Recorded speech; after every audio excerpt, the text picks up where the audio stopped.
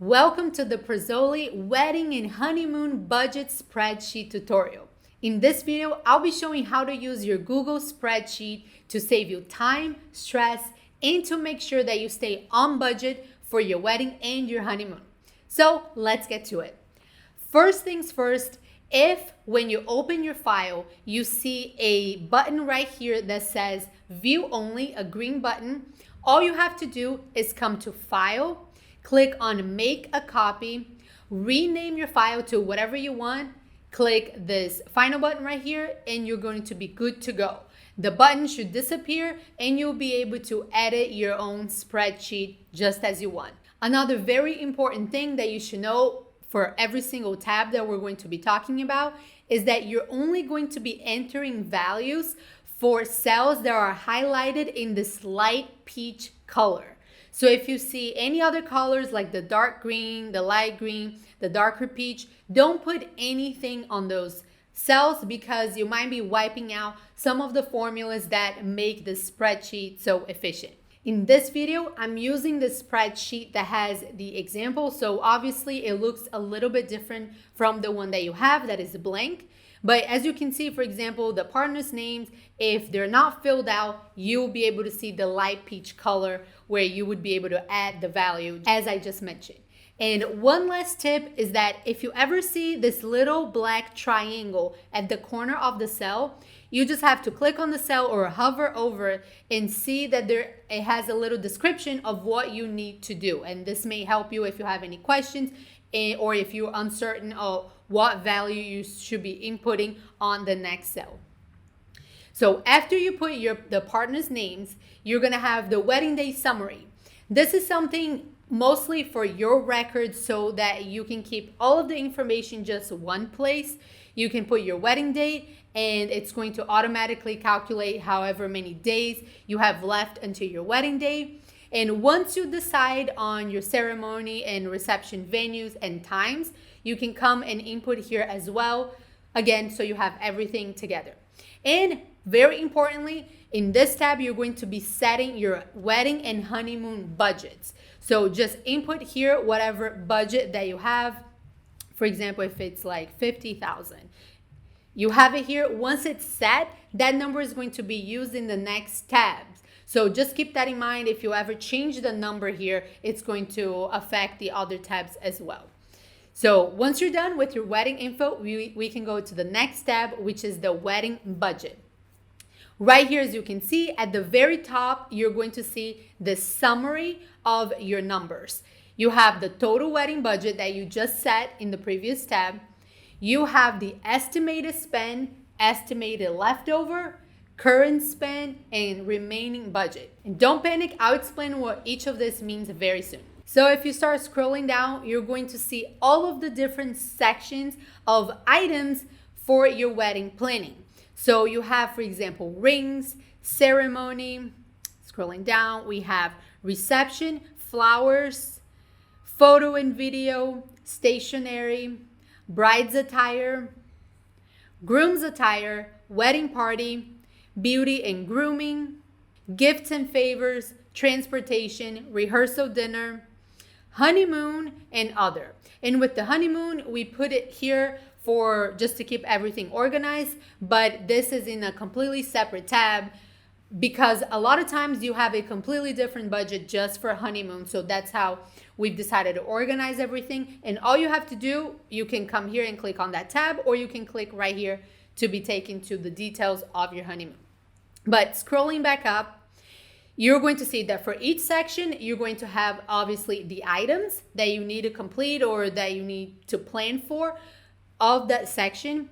And the next column is going to be the plan cost.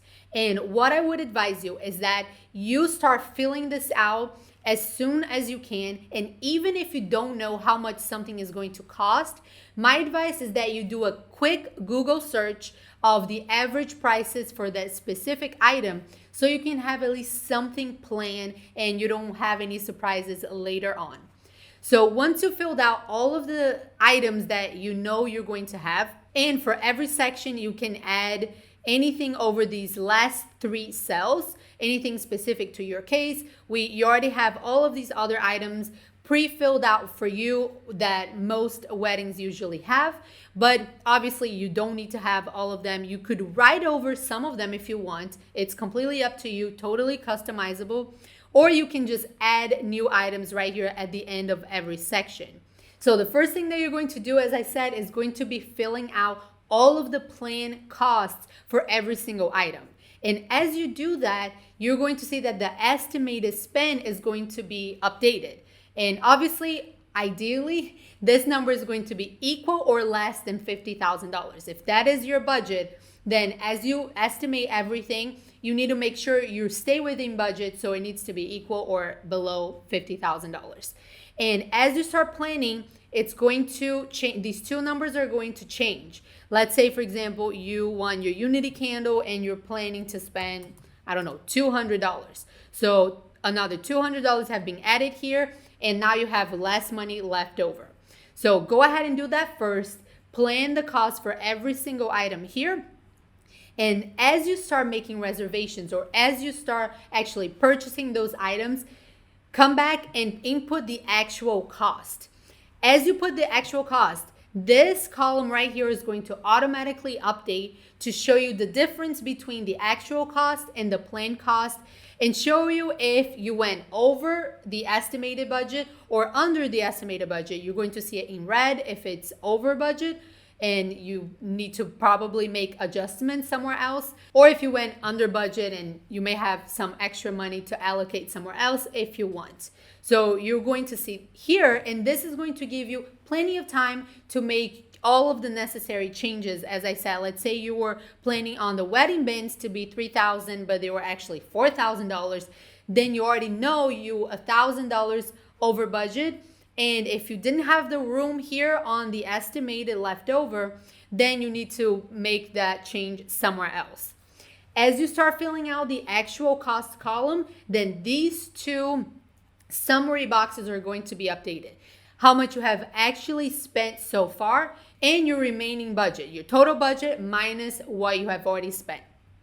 You also have this column right here for the due date. So if there's any, deadline that you need to pay something by, make sure to use this column to stay on track.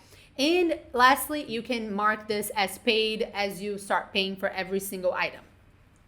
And the next section is going to be all about vendors. So if you have any specific vendors for any of these items, you can put all of the information here and keep organized. So let's say all of the rentals for the ceremony are from this company, Canopy Bridal Rentals. You can put the vendor name, their contact details, website, and any other notes. This way you can easily access any of this wherever you are. If you need to call someone while you're, traveling or anything, you have this easily accessible with you.